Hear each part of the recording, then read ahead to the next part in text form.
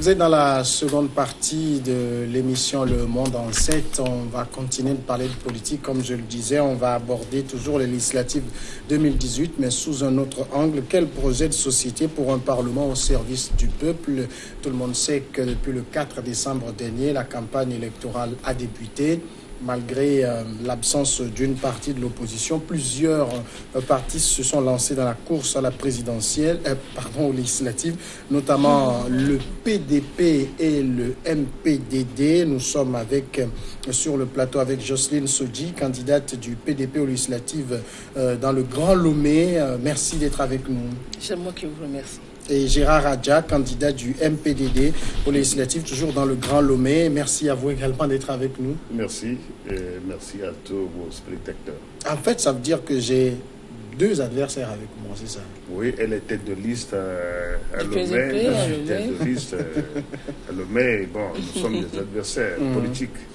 J'ai un programme, j'ai un projet de société, je crois qu'elle en a également. Mais nous ne sommes pas des ennemis. Ouais. Nous sommes juste des adversaires politiques, voilà, qui défendons valablement nos idéaux, les intérêts de notre parti et surtout un projet de société. Alors, on va écouter vos projets de société tout à l'heure, mais d'abord, vous savez, on est en pleine campagne et tout le monde, toutes les voix se lèvent de part et d'autre pour dire il faut arrêter le processus, il faut donner du temps, il faut bien refaire les choses.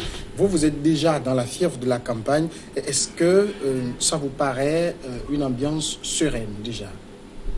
Jocelyne Sodji. Je ne dirais pas que c'est une ambiance sereine, puisque nous sommes dans une période de crise qui est en voie d'être résolue. Et le processus électoral fait partie de ces mesures de résolution de la crise. Donc, de part et d'autre, il y a des tensions. Néanmoins, nous sommes lancés dans la bataille, dans la campagne. Et c'est vrai que sur certains terrains, il y a certaines oppositions, mais dans l'ensemble, le peuple, la population nous accueille quand même avec beaucoup de sérénité et de joie et espère un véritable changement sur le court terme. Gérard Adja.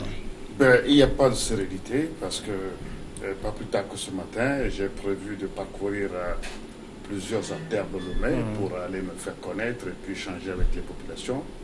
Les séduire par nos programmes, mais malheureusement, on m'a appris que dans certaines zones, il ne faut pas y aller parce qu'il y a des échauffourées, il y a des affrontements entre les forces de sécurité et les populations, ce qui ne présage pas d'un bon avenir pour notre pays. Nous avions exprimé plusieurs fois déjà que nous souhaiterions que le processus soit révisé, révisé en incluant tout le monde, et puis en faisant en sorte qu'il y ait de l'apaisement avant que les scrutins ne se déroulent. Parce qu'il y a encore des gens en prison, il y a une partie de l'opposition qui boycotte le processus. Et tout ça là, dans une tension qui ne cesse de monter.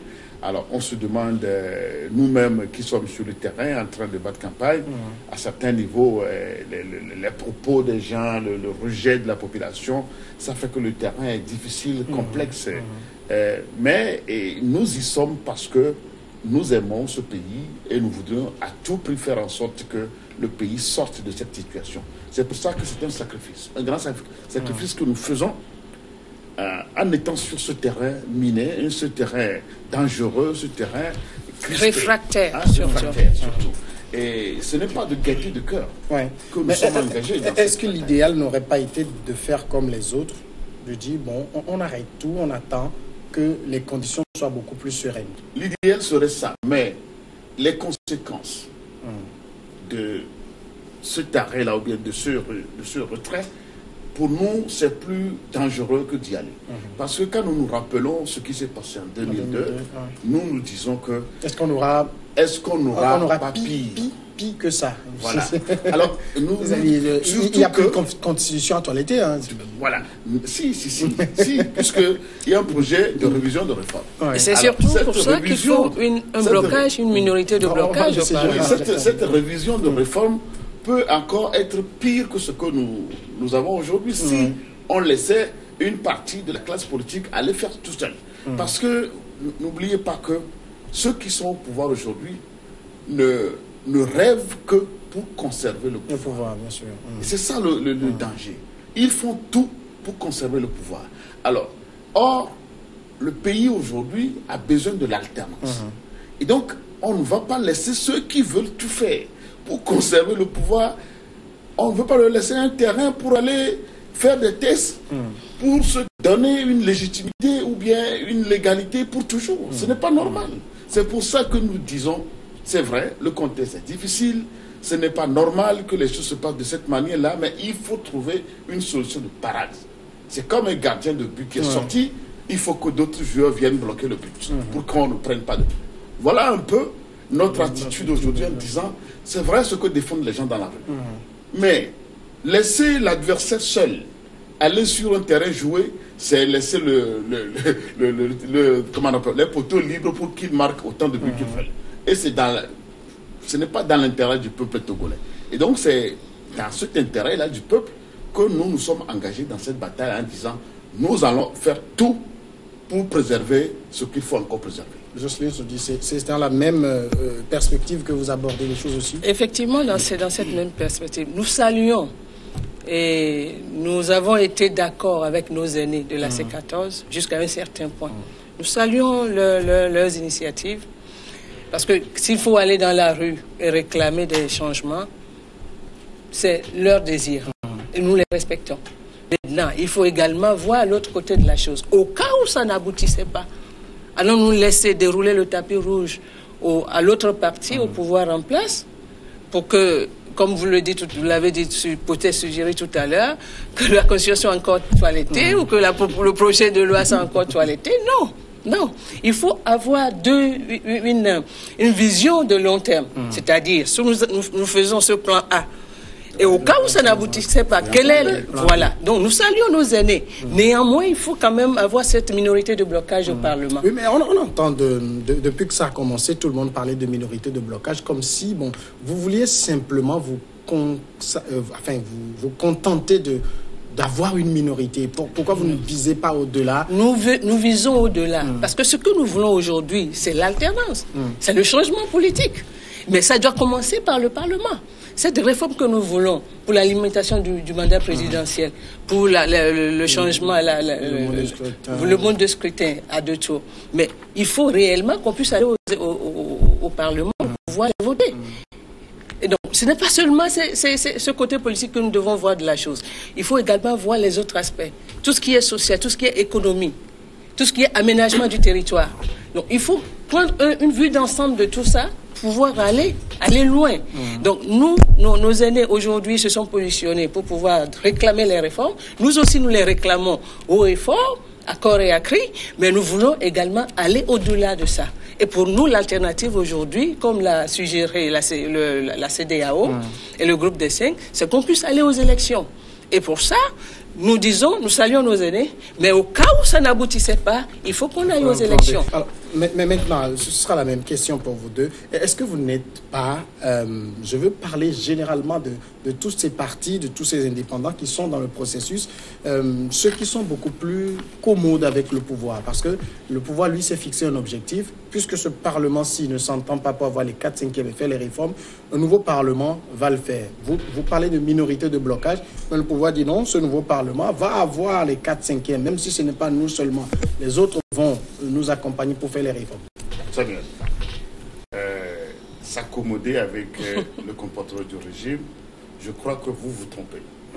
Parce que tout d'abord, nous autres OMPDD, nous n'allons pas à ces élections seulement en cherchant une minorité. Il peut arriver que ce soit ça. Mais notre objectif, ce n'est pas une minorité. Oui. Nous n'avons pas malheureusement les moyens d'investir des candidats sur pour pouvoir prétendre avoir une grande majorité. Mais le nombre de députés que nous cherchons, avec peut-être d'autres forces démocratiques que nous connaissons, et qui sont aussi des gens sur qui on peut compter, on sait que si le peuple aussi comprend ce que nous sommes en train de dire et nous accorde leur suffrage, nous sommes capables de faire beaucoup de choses à l'Assemblée. Nous en sommes capables. Il ne faut pas que les gens croient que c'est toujours l'opposition qui est dans la rue, qui est capable de faire changer les choses. Vous savez, j'ai déjà pratiqué la rue. Personne ne peut me vendre la rue. J'ai pratiqué la rue. L'opposition radicale, j'en suis un. Vous comprenez? Mais quand vous voyez que la méthode que nous utilisons ne produit pas le résultat escompté, il faut qu'à un moment donné, vous changez de stratégie. Nous sommes dans ce rôle-là, tout simplement, de changer de stratégie pour obtenir les mêmes résultats. Donc, dire que nous sommes en train de chercher une minorité uniquement parce que les autres se disent qu'ils vont aller obtenir 4/5 pour pouvoir opérer les réformes. Non, ce n'est pas ce qui devrait se faire. Parce que la CEDEAO n'a pas dit qu'il faut une nouvelle assemblée pour aller faire les réformes. La CEDEAO a dit, nous prolongeons le délai de cette assemblée qui est arrivée à terme afin qu'ils puissent opérer les réformes. Alors, pourquoi ils n'arrivent pas à opérer les réformes? Comment y arriver aujourd'hui? Parce qu'il y a toujours cet antagonisme, ce blocage. Alors, si ce blocage doit continuer, or l'Assemblée est déjà arrivée à terme. On est déjà en décembre.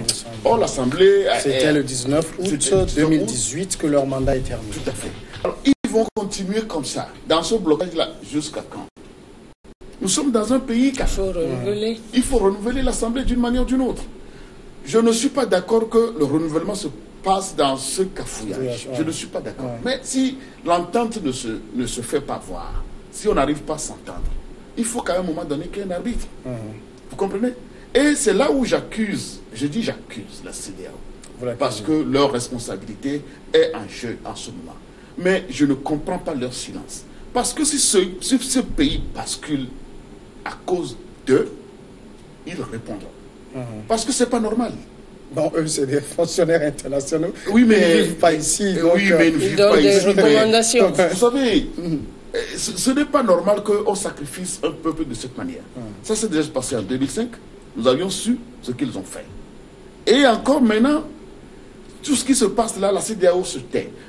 Ils peuvent trouver toujours une solution en faisant arrêter les choses. Ça veut dire, Gérard Adja, que vous êtes dans le processus. Vous êtes en pleine campagne, mais vous espérez que la CEDEAO arrête, c'est ça? Je crois toujours qu'on peut encore réparer. On peut encore réparer les choses pour qu'il y ait un peu plus de normalité dans les choses avant qu'on arrive au fin décembre. S'il le faut, s'il faut pousser au-delà, nous ne refuserons pas. Nous ne refuserons pas que le scrutin soit repoussé pour qu'il y ait de l'apaisement, pour que l'ensemble du peuple togolais adhère à ce processus. Nous ne refuserons pas. Mais si la CEDEAO ne dit rien et cautionne que les élections aient lieu le 20 décembre, nous irons. Et en ce moment-là, nous demandons au peuple togolais de prendre aussi ses responsabilités en ce moment. Parce qu'il faut que chacun prenne ses responsabilités. Nous prenons les nôtres en ce moment, en disant, nous n'allons pas laisser le RPT uni aller faire ce qu'il veut. C'est notre responsabilité. Il faut être courageux pour être dans notre position d'aujourd'hui. Mais le peuple aussi doit prendre ses responsabilités. S'il ne le prenait pas, bon, ok. Le peuple doit prendre ses responsabilités en allant voter. En sortant massivement et aller voter. Et donner sa voix à son représentant. Tout à fait. Maintenant, j'ai posé la question à Gérard Adja qui a répondu. Est-ce que vous n'avez pas le sentiment d'être des partis dans une posture beaucoup plus commode avec le pouvoir? Nous ne sommes pas... Il y a beaucoup de gens aujourd'hui, le peuple aujourd'hui est tellement mal informé. Parce qu'il faut que l'éducation du peuple puisse se faire. Et c'est peut-être dans ces moments qu'il faut que nous tous qui sommes aujourd'hui positionnés sur ce scrutin, nous puissions conscientiser la population. Nous ne sommes pas des affiliés du pouvoir. Nous ne sommes pas des affiliés, nous ne prêtons pas allégeance au pouvoir. Mais nous savons qu'il faut quand même c'est pour ça que dans la Constitution, il y a le pluralisme, le pluralisme politique. Pour qu'il y ait des partis politiques qui puissent dire non, jusqu'à un certain niveau, la gestion du pays n'est pas ce que nous voulons. Donc voilà ce que nous appelons opposition. L'opposition doit pouvoir dire clairement que nous n'acceptons pas ce genre de gestion et que nous voulons autre chose. Ce n'est pas du radicalisme, mais plutôt pouvoir s'entendre autour d'une table et de dire clairement que, mon frère, je te respecte très bien, mais ce que tu as fait jusqu'à présent n'est pas bien. Nous voulons autre chose. Et il faudrait que les fils et les filles d'un même pays puissent s'entendre autour d'une table pour la gestion de ce pays, parce que cette gestion, c'est pour le peuple tout entier.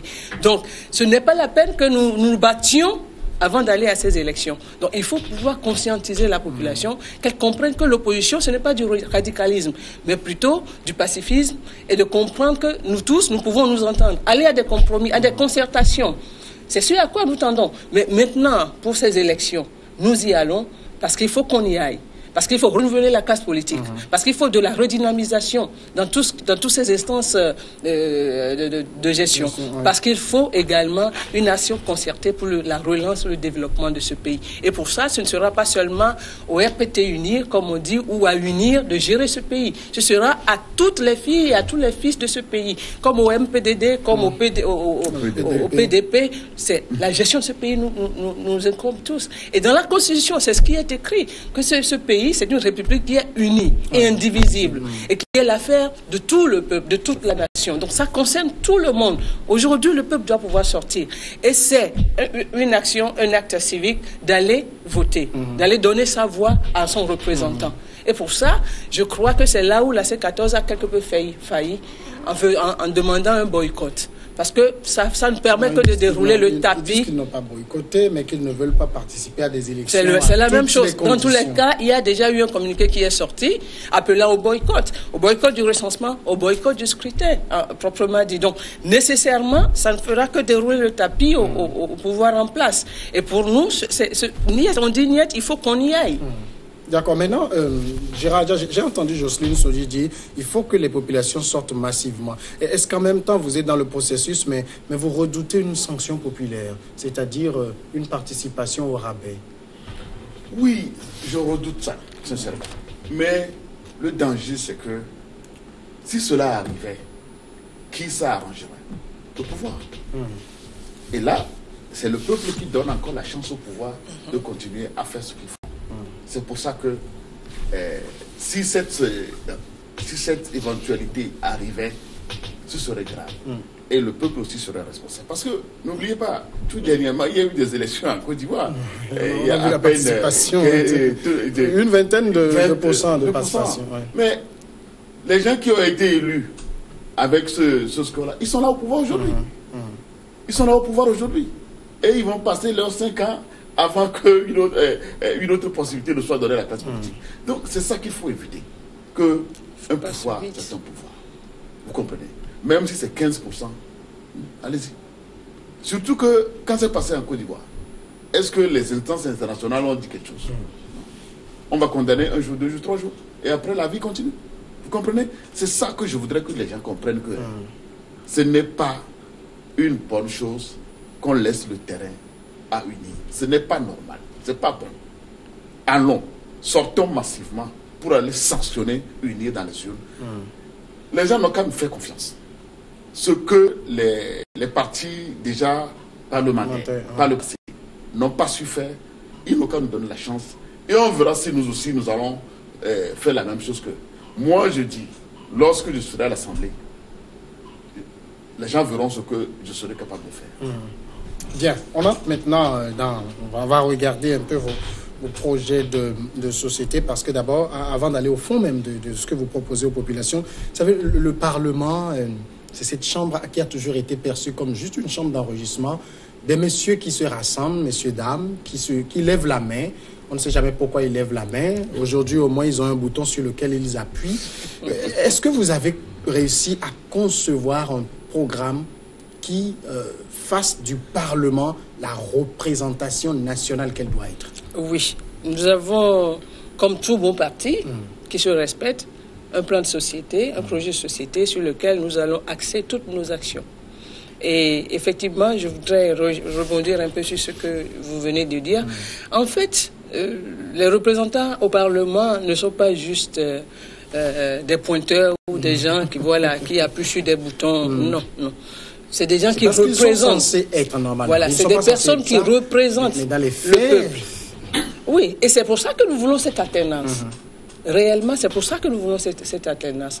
Donc, il faut réellement aujourd'hui, et comme on l'a dit tout à l'heure, c'est vraiment du courage que nous avons pris sur nous de pouvoir nous positionner, de nous présenter. Et moi, en tant que femme, beaucoup me l'ont reproché. Mais je le dis haut et fort, non, l'affaire du Togo ou la gestion du Togo incombe à nous tous. Et c'est pour ça que moi aussi, je me suis levée. Et donc, si je vais au Parlement, au soir du 20 décembre, et que je suis élue, c'est clair que j'ai un programme que je vais dérouler et qui valablement représentera le peuple et qui valablement améliorera les conditions de vie des populations. Et sachez également que le député, c'est celui qui contrôle l'action du gouvernement. Oui. Voilà. Donc, si des projets, il y a un budget qui est alloué à l'État et que le gouvernement doit pouvoir mener des actions, des activités dans le sens de l'amélioration des conditions de vie de la population, c'est clair que ce sont les députés qui vont avoir un droit de regard sur leur travail. Donc, c'est aujourd'hui l'opportunité pour le peuple de pouvoir sortir et de changer totalement cette classe qui a montré ses limites. Aujourd'hui, vous verrez dans la liste qui a été positionnée à Lomé, beaucoup de candidats jeunes. Parce que nous voulons une autre redynamisation de la politique togolaise. Gérard Adja, le Parlement comme simple chambre d'enregistrement jusqu'aujourd'hui. C'est ce que le pouvoir actuel a fait de notre Parlement. Malheureusement. En même temps, on n'a pas interdit au Parlement de faire des propositions de loi qui aillent dans un sens plus social. Dans notre pays, depuis plus de 50 ans, le pouvoir actuel n'a jamais compris qu'il faut la diversité de pouvoir. Pour eux, l'exécutif est le seul pouvoir qui doit dominer tous les autres. Ils n'ont jamais donné une véritable indépendance à tous les autres pouvoirs que sont le pouvoir législatif notamment, et le pouvoir judiciaire, et ainsi de suite. Ils n'ont jamais fait ça. C'est le pouvoir exécutif qui se donne tous les pouvoirs et interviennent un peu partout pour réglementer les choses ou bien pour faire avancer les choses. Et ça veut dire quoi? Que vous dites que le Parlement a été une sorte de marionnette, c'est ça? Depuis toujours, notre Parlement a été téléguidé par le pouvoir exécutif. Le Parlement n'a jamais eu son pouvoir réel. Et c'est ça aussi l'une des batailles que nous voulons faire en rentrant à ce Parlement. Donner au Parlement son véritable pouvoir. Est-ce que ça peut être différent si le parti qui dirige l'exécutif est toujours majoritaire au Parlement? Justement. C'est pour ça que nous donnons raison de plus. N'est-ce pas? Nous demandons au peuple de leur donner plus de majorité. Un vote sanction. C'est clair. Jusqu'à ce jour, vous avez malmené le pays. Oui. Voilà, nous vous sanctionnons. Les gens n'ont jamais eu le véritable pouvoir pour pouvoir faire avancer le pays. Or, l'Assemblée, c'est un pouvoir très important dans un pays. Et le pouvoir actuel n'a jamais permis que l'Assemblée ait un réel pouvoir. Ne leur donnez plus la chance de faire ça. Donnez la chance à ceux qui veulent faire en sorte que l'Assemblée ait un véritable pouvoir. C'est ça, je regarde droit dans les yeux du peuple pour le leur demander. Nous sommes arrivés à un tournant où chacun doit prendre ses responsabilités. Donc, nous n'allons pas à l'Assemblée pour être des enregistreurs, des projets du gouvernement. Des projets du gouvernement. Non, je ne suis pas dans cette logique. Je voudrais que l'Assemblée ait son véritable pouvoir. Et ensuite, nous avons un problème aujourd'hui qui est latent et qui dort depuis longtemps. On essaie de régler, mais on n'y arrive jamais. Les réformes. Les réformes, si on avait une véritable assemblée, je crois qu'on l'aurait réglé. Notre assemblée, depuis quelque temps, ressemble à un terrain de confrontation de deux blocs qui n'arrivent jamais à s'entendre. Ils ne s'entendent que sur les choses de moindre importance. Vous comprenez? Les problèmes réels du pays, on n'arrive jamais à s'entendre. Alors, ça aussi, il faudrait que ça change. Alors, nous voudrions que l'alternance arrive au niveau de l'exécutif, mais il faudrait aussi qu'au niveau du Parlement, qui est l'alternance, parce que le comportement des gens à l'Assemblée doit changer. Et donc, deux blocs doivent changer. Donc, nous voudrions que ce problème de réforme, nous puissions le régler. Si, d'ici là, ce n'est pas fait. Et l'un des graves problèmes aussi qui mine la vie de tous les Togolais, c'est la corruption. On peut régler ça aussi à l'Assemblée. Les députés doivent pouvoir régler le problème de la corruption. Et donc, nous autres, nous disons, nous allons à l'Assemblée pour créer une autre dynamique. La dynamique qui crée une nation qui protège, qui crée une nation qui protège les citoyens. Une république qui protège les citoyens. Voilà le thème de notre campagne. Créer une nouvelle république qui protège les citoyens. Donc, faire les réformes et proposer des projets de loi pour lutter contre la corruption et maintenant voir les côtés sociaux qui constituent des problèmes réels des Togolais aujourd'hui. On va aller au fond de ça tout à l'heure. Jocelyne Sodi, quels sont les grands axes de votre programme de société? Bien, je dirais surtout que ça concerne, un, l'institution, tout ce qui est l'institution de l'État, de deux, le social, l'économie, la santé, et de trois, voilà, ça concerne l'aménagement du territoire. Donc sur ces grands axes, nous allons accentuer nos activités, nous allons accentuer nos actions et nous allons faire voter des lois en ce sens pour protéger et le peuple togolais, parce que nous devons sauvegarder leurs droits également. Nous devons relancer ce pays sur les rails du développement et maintenant nous devons également avoir une bonne gouvernance, une transparence réelle dans tout ce qui est fait de la gestion du pays.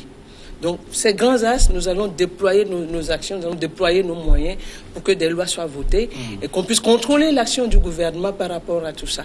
Et c'est pour ça que nous demandons que le peuple puisse nous donner sa voix. Parce qu'aujourd'hui, ce ne sont plus les aînés qui se présentent, mais c'est surtout la jeunesse qui se présente également. Donc, quand les aînés montrent leurs limites, il faut que la jeunesse également se lève, aille au créneau. Donc, c'est pour ça que nous nous sommes positionnés. C'est déjà pour vous une sorte de slogan de dire c'est la jeunesse, votez la jeunesse, c'est ça? Votez la jeunesse, votez la femme également, parce que la femme a son mot à dire. Depuis fort longtemps, elle a été reléguée au second plan. Et ce qui se passe dans les États, dans nos États, quand vous prenez la population, on a au moins 52% de femmes qui ne votent pratiquement pas souvent les femmes. Pourquoi? C'est pour ça qu'il faut conscientiser le monde. Aujourd'hui, la femme a été éduquée à ne pas parler, à rester derrière l'homme et à ne pas dire exactement ce qui va. On a eu très peur. Les femmes ont toujours très peur de pouvoir dire haut et fort ce qu'elles pensent tout bas. Donc aujourd'hui, c'est l'occasion de permettre à toutes les femmes, à toutes ces sensibilités, de s'exprimer et de dire que jusqu'à présent, le pays a été mené, la gestion n'a pas été bonne. Aujourd'hui, les femmes veulent également donner leur voix et montrer que ce pays peut être changé, peut être développé par les femmes également. Est-ce que pour vous, en tant que femme, ça a dû vous demander un courage supplémentaire pour vous relancer? Effectivement, c'est ce que j'ai dit tout à l'heure. Beaucoup m'ont reproché, voilà, de m'être présentée, de me positionner sur ces législatives. Il me dit, mais si une femme ne le fait pas, ou bien si je ne le fais pas dans le nom de mes consoeurs, qui le fera? Il faut un courage, il faut un défi, sur l'ancien défi, il faut une vision de long terme pour ce pays. Et pour moi, aujourd'hui, jusqu'à un certain niveau, j'ai vu la gestion de ce pays. J'ai vu comment les politiques aujourd'hui sont. Je sais également comment les champs de bataille aujourd'hui font vraiment polémique et comment nos aînés également ont montré leurs limites. Et je me suis levée, j'ai dit non, Jocelyne aussi ira pour le compte du PDP, mais elle ira pour dire clairement à mes aînés et clairement même à mes confrères qui sont jeunes, clairement comment la gestion de ce pays doit être. Gérard Radja, quand vous entendez les autres faire campagne sur la jeunesse, vous n'êtes plus tout à fait trop jeune. Non, je ne me soucierai pas de la jeunesse. Je me sens toujours jeune dans ma tête, dans mes comportements et dans toutes mes habitudes. Donc peut-être que sur le plan du physique, il y a certainement l'âge qui... Les signes de l'âge qui se font voir. Qui se font voir, mais ça ne m'inquiète pas du tout, parce que c'est dans ma tête que tout se passe. Donc, rassurez-vous, je suis très jeune dans ma tête. Et si vous voyez mon équipe de campagne, tous ceux qui me suivent ce matin, 90% sont des jeunes, entre 18 ans et 25 ans. C'est eux, puisque je leur dis. C'est l'occasion de les positionner, de leur céder la tête de liste. Eux, ils peuvent me comprendre. Et le moment là, c'est leur temps. S'ils ne le font pas, c'est leur avenir qui est compromis. Donc moi, je leur tiens le langage de vérité et je suis proche d'eux. Et je dis, c'est l'occasion pour vous de vous faire comprendre et de vous exprimer. C'est le moment. Donc, je suis avec les jeunes. Je leur dis, venez en politique. Rien ne vous empêche d'aller en politique parce que ceux qui ont fait jusqu'à présent ont fait à votre nom. Maintenant, venez faire vous-même. Donc, ils me comprennent très bien. et je suis à l'aise. Ça aurait été encore très bien si vous aviez positionné un jeune comme moi en tête de liste ici à Lomé. Bon, je ne suis pas vieux. Non, je ne vous le reproche pas du tout. Liste, il y a des gens plus jeunes que vous, madame. Oui. Sur ma liste, il y a des gens plus jeunes que vous. Donc, pour que les gens nous comprennent mieux, c'est pour ça que j'ai pris la décision de prendre la tête de la liste à Lomé, parce que je veux montrer aux gens qu'on peut battre Winnie et leur prendre tout le territoire. Donc c'est pour ça que je veux affronter Winnie. Je veux les affronter. C'est pour ça que j'ai pris le devant. Jocelyne Sodi, le 20 décembre, je ne sais pas combien de jours après les résultats vont tomber et que vous êtes élu, quelles vont être vos premières actions en tant que nouvel élu du peuple? Bien, les premières actions d'un député, comme on dit, c'est de pouvoir faire un état des lieux de tout ce qui a été fait au sein de l'Assemblée. Il faut, parce que ça va être un audit qu'on aura à faire. OK? Et puis après, maintenant, viendront les différentes propositions, les différents projets de loi par rapport... Est-ce que déjà vous avez dans un tiroir quelque part une proposition de loi qui vous tient à cœur? Effectivement, nous avons des projets de loi, des propositions de loi qui nous tiennent à cœur. Surtout pour les femmes, et également j'y vais en tant que femme, pour les femmes, pour qu'elles ne soient pas reléguées, l'autonomisation de la femme, l'autonomisation de la jeune fille, et également venir aux femmes dans le secteur informel. Et côté santé, les femmes qui meurent aujourd'hui, qui se meurent parce que faute de santé, faute de soins de santé ou de structures de santé proches d'elles, pour pouvoir aller se faire soigner. Donc au niveau de la femme, il y a tout un programme qui sera mis en place, ou des propositions de loi qui seront mises sur la table pour qu'on puisse aller dans ce sens pour améliorer la condition de vie de la femme dans ce pays. Maintenant, au-delà de ça, il y a les aspects dont je vous ai parlé, qui sont les aspects de l'institution même de l'État. Voilà. Il y a un aspect que nous oublions toujours, c'est la médiature. Le médiateur de la République. Aujourd'hui, si on avait un véritable organe qui faisait son travail, il n'y aurait pas deux blocs en face qui sont en train de faire couler le pays, de couler l'avenir de ce pays. Non. Si on avait un véritable médiateur, je vous assure, mes frères, nous irions à une transition pacifique, à une alternance pacifique. Parce qu'il faut que le médiateur appelle. Nous n'aurions même pas transposé notre crise ailleurs. On cherche aujourd'hui de la facilitation pour faire entendre raison aux fils, aux filles d'un même pays. Pour moi, c'est inimaginable. Nous avons transposé notre crise, nous avons plutôt hypothéqué l'avenir de ce pays à cause de cette crise. Cette crise ne se limite pas seulement à des réformes institutionnelles ou constitutionnelles. Cette crise également s'étend à tout ce qui est la gestion, tout ce qui est la politique, tout ce qui est l'économie, tout ce qui est le social. Il y a ces aspects-là que nous ne voyons pas. Les jeunes qui sont sans emploi, il faut des lois qui puissent les couvrir, leur permettre d'avoir accès à des crédits, que les nationaux soient protégés. Voilà. Il faut également que la justice se rapproche du citoyen. Parce que la justice aujourd'hui est inféodée au pouvoir exécutif. On n'arrive même plus à protéger nos intérêts. Il y a un petit problème, c'est celui qui a la raison. C'est la raison du plus fort qui prévaut. Non, nous n'irons pas à ces extrémités. Il faut que tout revienne à la normale. Il faut qu'on accède à une réelle démocratie, à ce que tous les citoyens puissent se sentir à l'aise chez eux, qu'ils puissent travailler. La diaspora est ailleurs. La diaspora aujourd'hui crie haut et fort sur le pouvoir en place, qui ne fait pas de la bonne politique. Il faut que la diaspora aujourd'hui revienne dans ce pays. Il faut un haut conseil de la diaspora pour qu'il puisse également participer aux activités, à la relance économique de ce pays. Donc c'est tout un projet qui va être étalé sur le long terme, sur les 5 ans de notre mandat, mais ça va rassembler. C'est tout le monde qui sera rassemblé dans ce projet. Nous avons également la santé, le côté de la santé, le statut des agents de la santé qui n'est pas encore défini jusqu'à présent, le côté des enseignants qui n'est pas encore défini jusqu'à présent au niveau de l'éducation. On a une gratuité de l'école primaire qui est là aujourd'hui et qui fait que les parents, par manque de moyens, envoient leurs enfants à l'école et qui s'entassent à 100, à 200 dans une même classe. Je me demande, il y a quelque chose que nous ne comprenons pas. Je défie tout parti politique. Je leur demande si une seule fois ils ont fait le tour du Togo pour voir la précarité qui prévaut dans ce pays, pour voir au niveau de l'éducation le manque d'infrastructures, d'écoles. je vous assure, je ne sais même pas si notre président, le président Faure Essozina, a eu à faire un seul jour ou une seule fois le tour de ce pays, d'aller dans les contrées, d'aller dans les villages, pour voir la précarité qui prévaut dans ce pays. Parce que peut-être que, je ne sais pas, peut-être que les retours d'informations qui lui parviennent ne sont pas nets, ne sont pas exacts. Parce que là, il faut le dire haut et fort, nos aînés ont vraiment chuté. Ils ont montré leurs limites. Et pour le président, je crois qu'il est jeune. Je crois qu'il peut faire en sorte que ce pays soit réellement relancé. Je crois qu'il peut ouvrir les bras à toutes les formations politiques pour que la transition, pour que l'alternance que nous recherchons puisse se faire. Pour lui, ce serait une véritable aubaine s'il donne également raison aux partis politiques qui sont en face de lui, aux oppositions qui sont en face de lui, pour vraiment relancer ce pays dans le bon sens. Gérard Adja, vous, au Parlement, quelles premières actions? Vous savez, il y a des urgences dans ce pays.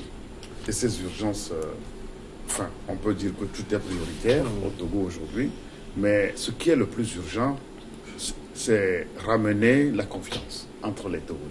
Parce que dans la division, on ne peut rien faire de bon. La preuve, c'est que depuis que ce pays, on cherche à nous diviser, rien ne va. Alors, il faut créer un climat de confiance qui permettent aux citoyens togolais de se parler, de se comprendre et de se mettre ensemble pour travailler. Alors, la première chose qui nous divise, c'est les réformes. Il faut qu'on règle ce problème. Et c'est prioritaire pour nous autres, au MPDD.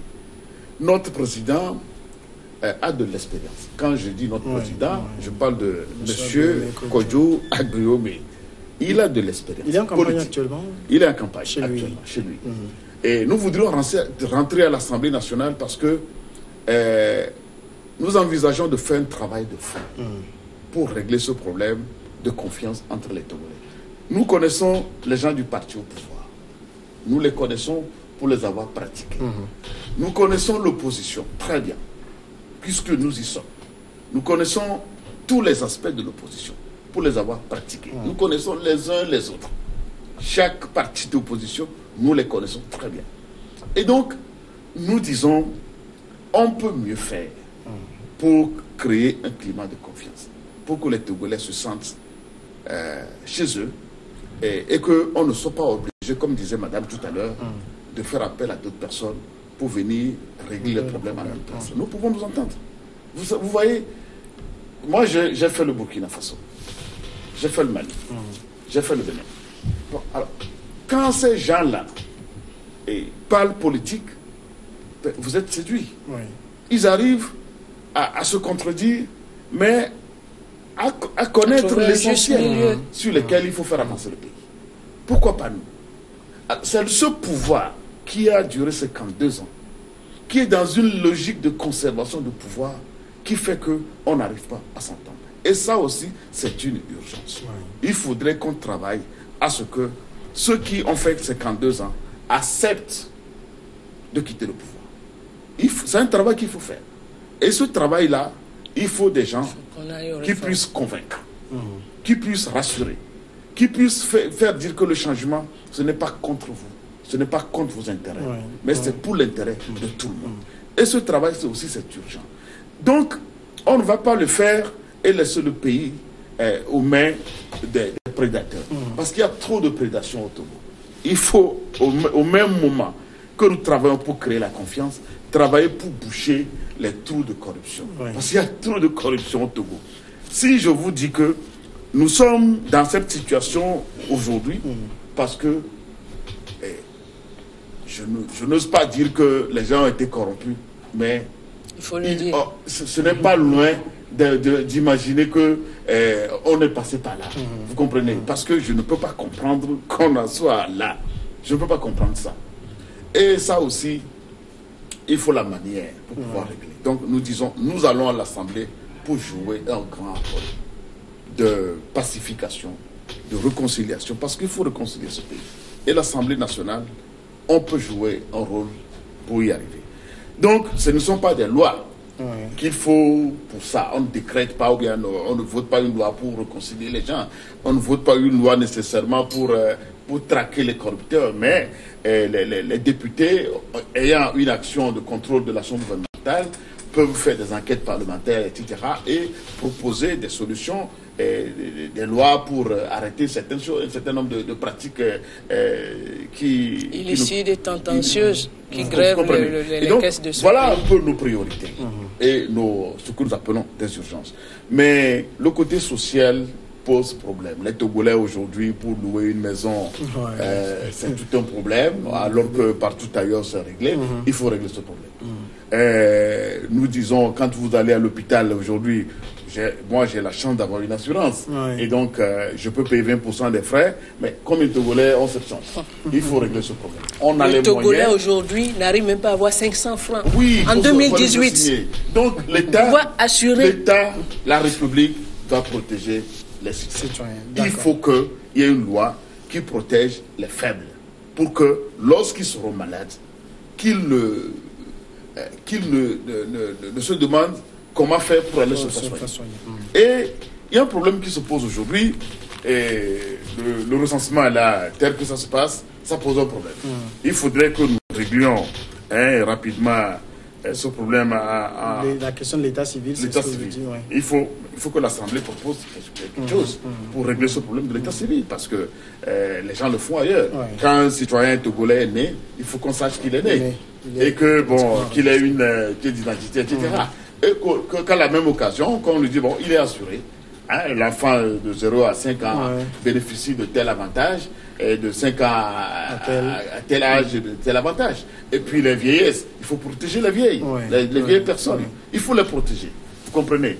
Et puis quand les citoyens ont de petites difficultés avec la justice, et on les arrête, on les amène à la gendarmerie ou au commissariat, il ne faudrait pas qu'on croie que quelqu'un qui est encore au stade d'instruction est déjà condamné pour qu'on le maltraite. Alors ça, il faut arrêter ça. Même s'il est condamné, on n'a pas droit à le maltraiter. Oui, mais donc... la protection du citoyen est primordiale. Quand vous arrivez... Pour de moindres choses, vous arrivez dans les commissariats, mais on vous traite comme si vous êtes déjà des coupables. Quand on vous envoie même déjà une convocation, c'est-à-dire que voilà, vous tremblez. Est-ce que je ne vais pas? Donc vous apportez même la convocation, c'est comme si vous êtes déjà condamné.